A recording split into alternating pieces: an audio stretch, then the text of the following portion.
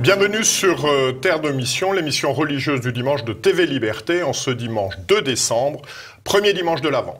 3 invités dans notre émission. Tout d'abord Michel de Gégère, directeur des hors-séries du Figaro et du Figaro Histoire, à propos d'un ouvrage qu'il vient de publier, Un automne romain. Ensuite, monsieur l'abbé Troadec, qui vient nous présenter le dernier échantillon du sanctoral qu'il a composé depuis maintenant quelques années. Prier un automne avec les saints au jour le jour. Et enfin, Marie-Philippe, qui vient nous présenter un ouvrage à propos de l'IVG. Après l'IVG, des femmes témoignent.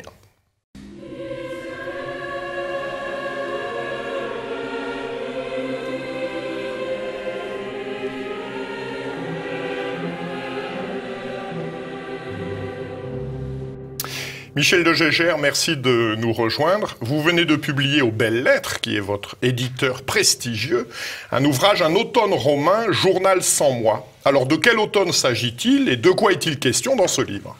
En fait, l'automne, c'est l'automne 1996, parce qu'il se trouve qu'à l'époque, je m'occupais d'informations religieuses pour Valeurs Actuelles, pour le spectacle du Monde. Et Jean-Paul II a été opéré d'urgence et la rumeur s'est répandue dans toutes les salles de rédaction qu'il avait un cancer. C'était une récidive d'un cancer qu'il avait déjà, qu'il était mourant, que le conclave était imminent.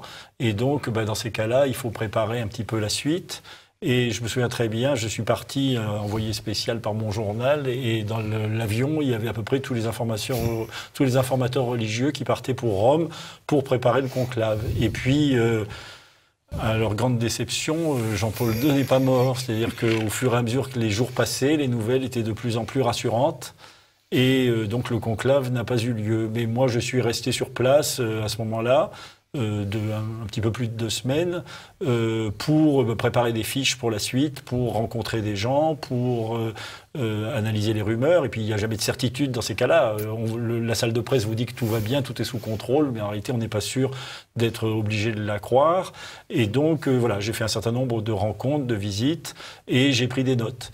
Et j'ai retrouvé ce carnet de notes récemment. J'ai trouvé que c'était intéressant. En faisant des rangements. En faisant des rangements, voilà. J'ai trouvé qu'il y avait un mélange de visites culturelles, parce qu'évidemment, quand vous êtes envoyé dans une ville comme Rome et que l'actualité étant suspendue à un événement qui ne vient pas, vous n'avez pas grand-chose à faire non plus, donc ça permet d'utiliser ce temps libre pour visiter quelques-uns des monuments de Rome, et puis des rencontres avec des vaticanistes, et puis des rencontres avec des confrères journalistes sur place, des rencontres avec des prélats, des rencontres avec certains cardinaux, et tout ça faisait une espèce de patchwork qui m'a paru intéressant de donner au public, parce que j'ai eu le sentiment qu'à travers ce mélange de visites culturelles, de rencontres plus politiques, etc., il y avait une espèce de portrait de Rome qui se dégageait. Et donc, c'est cette espèce de portrait de Rome que j'ai essayé de composer en réécrivant ici ou là quelques passages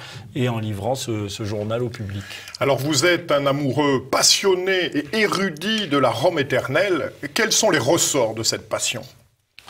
Je crois que le plus frappant, malgré tout, pour qui visite Rome, c'est la couche archéologique qu'elle présente, c'est-à-dire ce mélange extraordinaire des époques qui fait que vous passez sans cesse et sans transition, de la Rome des Césars à celle de l'Antiquité tardive au Moyen-Âge, à la Renaissance, au pape de la Contre-Réforme ou à ceux du 19e siècle ou du 20e siècle. Il y a une profondeur historique à Rome qui est sans pareil. Il y a une richesse des monuments qui est due à son histoire, c'est-à-dire qu'il faut comprendre que la Rome de l'Antiquité a attiré à elle des matériaux, des monuments, des statues venus de tout le monde méditerranéen. Au fur et à mesure de leur conquête, les Romains ont pillé. Il n'y a qu'à penser au nombre d'obélisques qu'il y a à Rome. On voit presque plus d'obélisques à Rome qu'en Égypte. Ils ont attiré à eux, pour notre plus grand bonheur, toutes ces richesses, et ils les ont amalgamées, ils les ont fait leurs. Et je pense que la magie de cette ville vient de cela, vient de ce mélange des époques qui vous fait aller justement, si on pense aux obélisques de l'Égypte ancienne jusqu'à nos jours, sans solution de continuité. Alors qu'apporte au lecteur de 2018 ce voyage dans le temps ? Écoutez, ça, c'est à lui. Ce n'est pas à moi de le dire. Qu'avez-vous cherché à lui transmettre ? Ce que j'ai cherché à transmettre, c'est justement faire un portrait de cette ville et réfléchir à travers cette ville à ce que c'était que la romanité et ce qu'elle est pour nous. C'est-à-dire que, si vous voulez, c'est une chose que l'on répète souvent. On dit souvent, nous sommes romains, nous sommes héritiers des Romains, notre civilisation est héritière de la Rome antique. Oui, certes. Mais encore, en quoi est-ce que cela consiste? Qu'est-ce que nous devons à cette romanité? Qu'est-ce qu'elle nous apporte? Quelle est son essence? Comment se manifeste-t-elle, justement, dans une visite approfondie de Rome? Et qu'est-ce qu'elle nous apporte? En quoi elle nous fait vivre? C'est un petit peu cela que j'ai voulu montrer, en montrant en même temps que ce qui nous fait vivre, c'est aussi cet amalgame que l'on voit à Rome de l'héritage de l'Antiquité et de l'héritage chrétien. Puisque le hasard de l'histoire, je ne suis pas sûr que ce soit un hasard, a fait que la capitale du plus grand empire de l'Antiquité est ensuite devenue aussi la capitale de l'Église, et que la civilisation chrétienne ayant succédé à la civilisation romaine, si vous voulez, elle s'en est fait l'héritière. Et ce passage de témoin, c'est à Rome qu'il est inscrit dans les marbres, qu'il est inscrit dans le paysage, et dans la mesure où justement c'est de ce mariage que notre civilisation est issue. Je pense que là, on est un petit peu au cœur des choses. Voilà, c'est ce cœur des choses que j'ai essayé d'explorer. Alors, puisque nous sommes sur le cœur des choses, plus personnellement, votre meilleur souvenir de Rome, votre coup de cœur amical, ecclésial, spirituel, artistique, culturel, qui vous suivra jusqu'au bord de la tombe? Alors c'est très difficile, évidemment, de choisir dans les splendeurs de Rome de tous ordres. Disons que d'un strict point de vue artistique, j'aurais envie de vous dire les jardins de la Villa d'Este, parce que c'est le modèle du jardin romain, lui aussi inspiré en grande partie de l'Antiquité, mais revisité par la Renaissance et par la Contre-Réforme, avec ce jeu des lumières, des haies, des jeux d'eau, etc. Et puis plus profondément, si l'on veut rester dans le domaine de la civilisation, moi, peut-être la visite qui m'a le plus marqué et à laquelle je pense le plus souvent, c'est la visite de la nécropole qui est sous Saint-Pierre de Rome. Parce que vous savez que Saint-Pierre de Rome, il y a 3 niveaux. Il y a la basilique, que l'on visite déjà, qui est un choc esthétique, visuel, sentimental, religieux, spirituel, un choc de tous ordres. Lorsqu'on rentre dans cet immense temple qui reprend les formes des temples, des basiliques romaines, mais pour exalter le message de l'Évangile, mais avec l'espèce de triomphalisme romain. Et puis l'étage en dessous, vous avez ce qu'on appelle les grottes vaticanes, qui en fait est l'étage de la basilique constantinienne, de la basilique construite par Constantin, qui était un petit peu en dessous.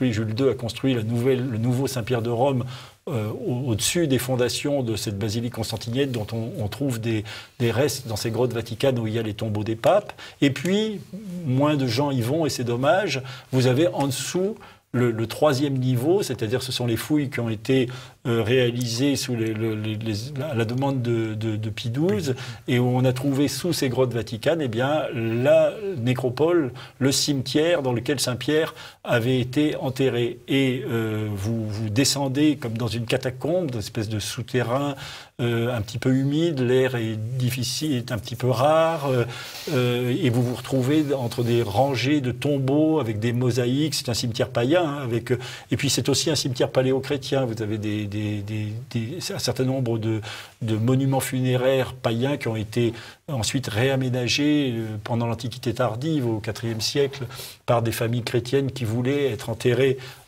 près de la tombe de Saint-Pierre. Et puis, au détour d'une allée entre deux rangées de tombeaux, vous voyez, c'est très bien présenté, illuminé par des faisceaux de lumière. Il y a une petite boîte en plexiglas avec dedans de petits ossements entourés d'un ruban de pourpre, mais qui est très fatigué, évidemment, par les siècles. Et c'est ce qui reste des ossements de Saint-Pierre. Et ces ossements de Saint-Pierre sont à la verticale de l'autel, c'est-à-dire qu'au-dessus de ces ossements, vous avez ces 2 étages, cette basilique constantinienne, puis cette basilique de la Renaissance.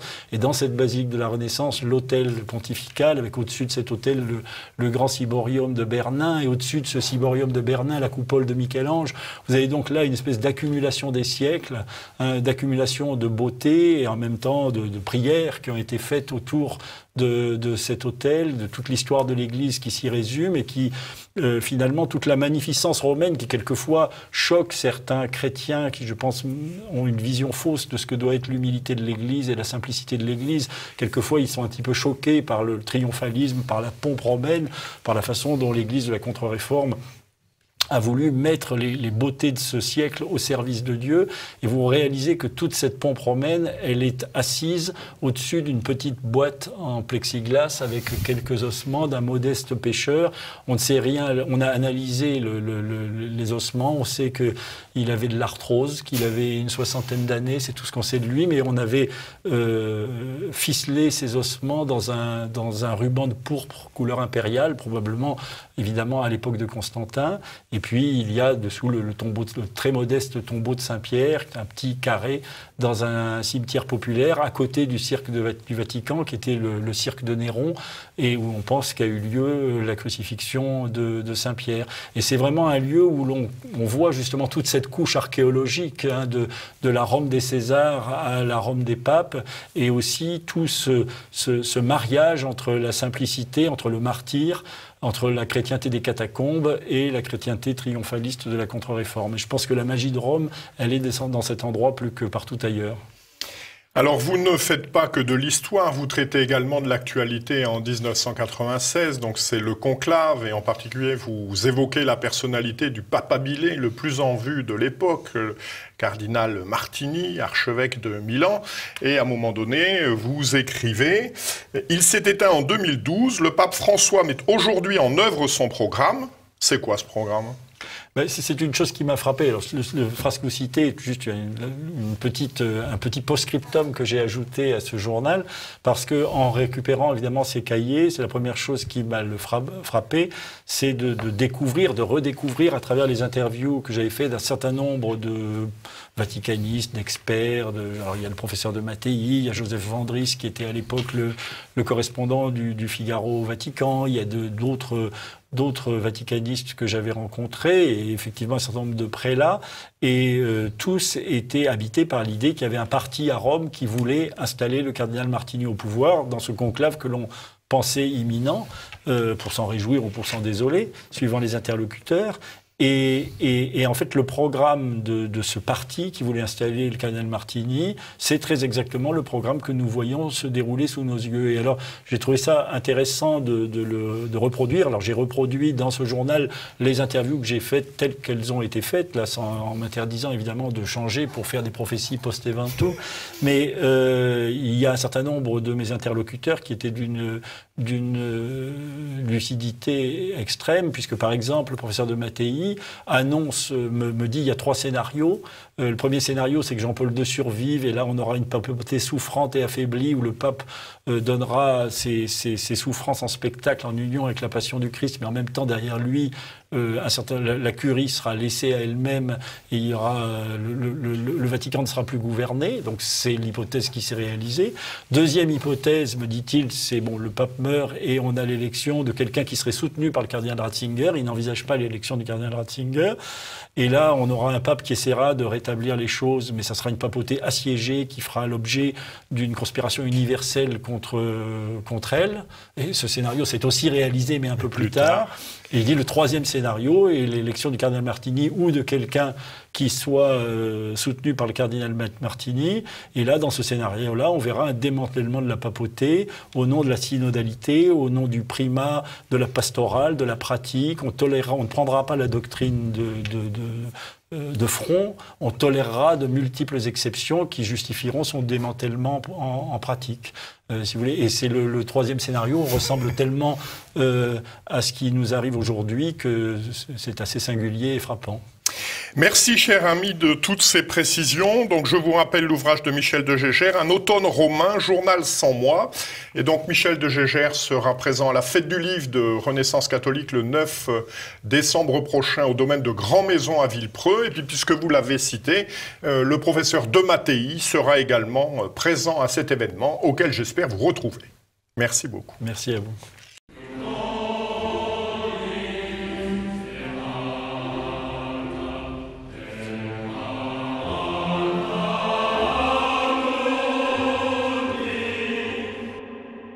Bonjour, monsieur l'abbé. Bonjour. Vous venez de publier aux éditions Via Romana un petit ouvrage, petit par la taille, mais grand par la richesse. Prier un automne avec les saints au jour le jour. Il s'agit là du point d'orgue d'un ensemble que vous avez consacré au sanctoral d'une part et au temporal d'autre part. Voilà. De quoi s'agit-il ? Alors, comme vous le dites, il y a en fait 2 séries de livrets. Donc, le premier, c'est le temporal. Dans le temporal, il y a le mot temps. Donc, c'est le temps de l'Avent, le temps du carême, le temps après la Pentecôte, enfin, le temps pascal. Donc, c'est la partie sur le temps liturgique. Et donc, là, il y a 6 livrets qui couvrent l'ensemble de l'année. Avec donc comme objectif d'aider donc les fidèles, jour après jour, d'avoir une lecture qui puisse nourrir leur âme, en faisant en sorte que donc pour chaque jour, il y a 2 pages par jour en fait, qui permettent de donner en 3 minutes, suivant après la personne bien sûr le temps qu'elle pourra mettre, entre 3 et 5 minutes, ce qui lui permettra d'avoir une vue déjà, enfin une approche de ce qui se passe au cours de l'année liturgique, justement. Voilà. Et après, il y a le sanctoral, dont vous avez fait mention. Donc là, avec 4 livrets, on a choisi les 4 saisons, finalement. Donc ça a commencé par l'hiver, printemps, été, automne. Et donc là, il s'agit en fait de donner un saint par jour comme modèle aussi aux fidèles. Alors pourquoi vous êtes-vous lancé dans cette aventure ? Alors au départ, en fait, l'initiative est venue d'une fidèle qui a commencé à faire une ébauche du livret de carême, parce que le premier qui est paru en 2013. C'était le carême au jour le jour.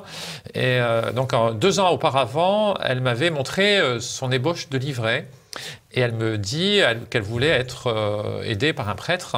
Alors je l'ai vivement encouragée, en fait, il se trouve que c'est la mère de mon filleul. Je l'ai vraiment encouragée, mais elle n'a pas trouvé de prêtre. Et donc du coup, 1 an après, elle est revenue à la charge. Et là, je me suis dit, tiens, je vais essayer de voir un petit peu ce qu'elle a fait. Et donc je l'ai utilisé moi-même, si vous voulez, pour mon carême. Puis là, après, je me dis, ça va bien, ça, je vais essayer des choses autrement. Et puis du coup, ça a donné le premier livret.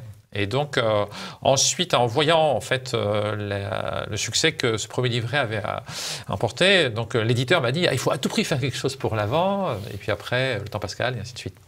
Mais alors de mon côté, si vous voulez, donc ça c'est un petit peu la genèse donc de ces livrets, mais de mon côté, si je suis rentré dans le jeu, je dirais, à plein, c'est que je pense que les vérités catholiques, malheureusement aujourd'hui, sont de plus en plus méconnues, et je me suis dit qu'en essayant de les donner à dose homéopathique, eh bien ça permettrait aux fidèles d'avoir un aliment spirituel, vous voyez.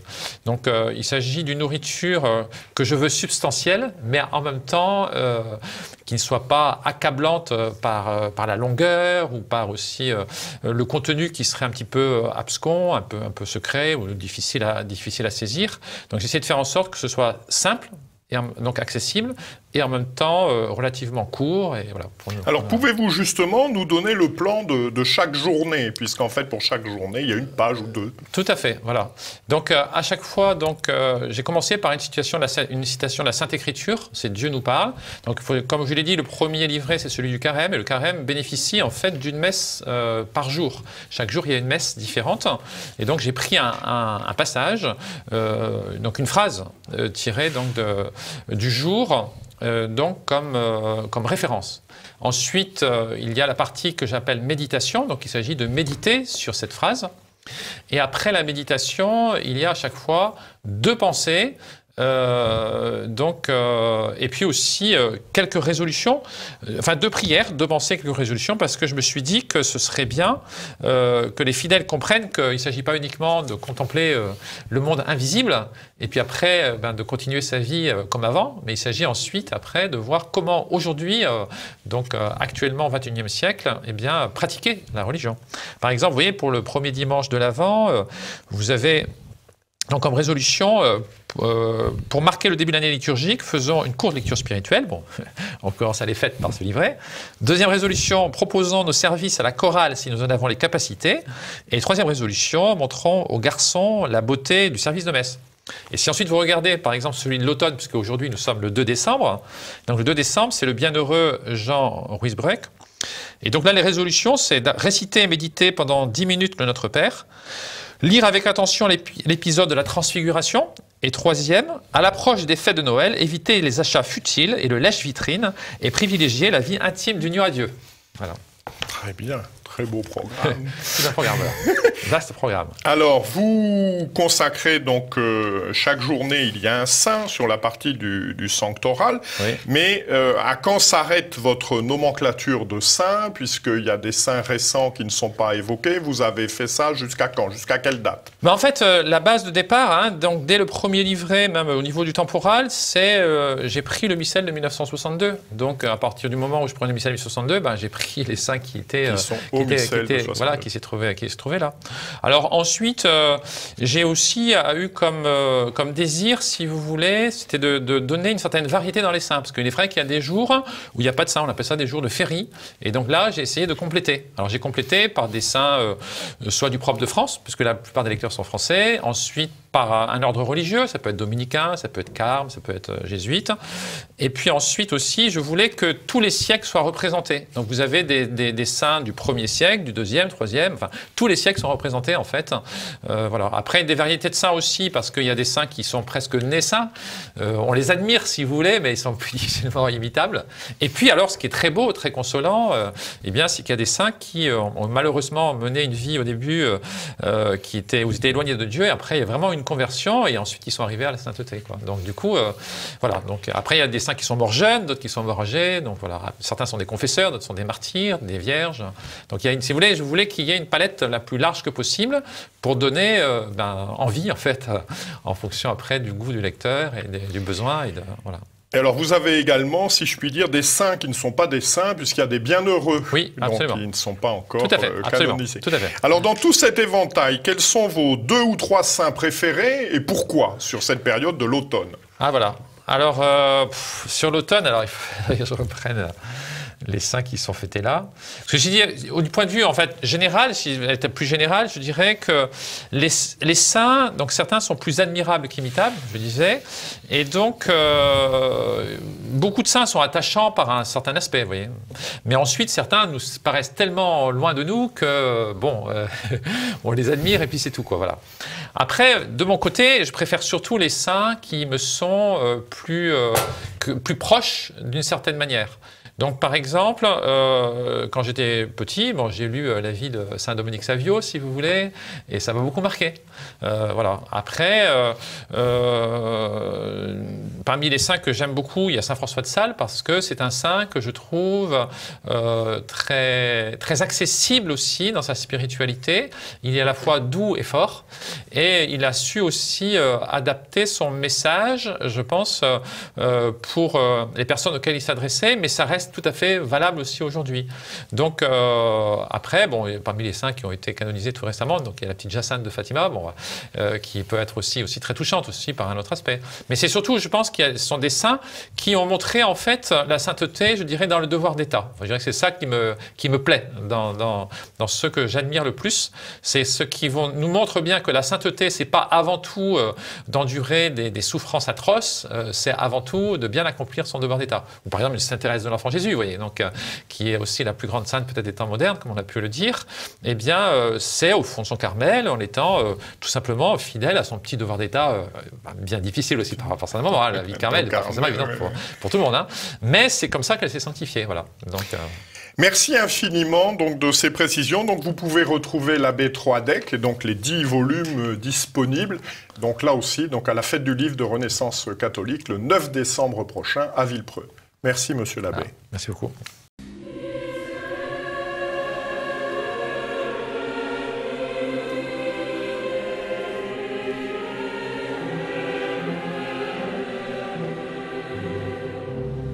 Bonjour Marie-Philippe. Vous venez de publier aux éditions Artege après l'IVG des femmes témoignent. Ce sont donc des témoignages de femmes. Comment s'est opérée cette collecte et d'une certaine manière, quelle est votre légitimité à les présenter? Merci. Donc ces témoignages spontanés ont été recueillis sur le site ivg.net, puis sur la page Facebook. Et nous avons été, au sein de notre équipe, étonnés, car nous avons eu une avalanche de messages anonymes, et sans que nous ayons sollicité ces messages. Et donc, il nous a paru important, particulièrement, comme j'ai eu moi-même depuis 10 ans des milliers d'appels, je voulais que l'on puisse connaître cette détresse que subissent ces femmes qui ont avorté. Alors quel est le point commun de tous ces témoignages? La douleur psychique.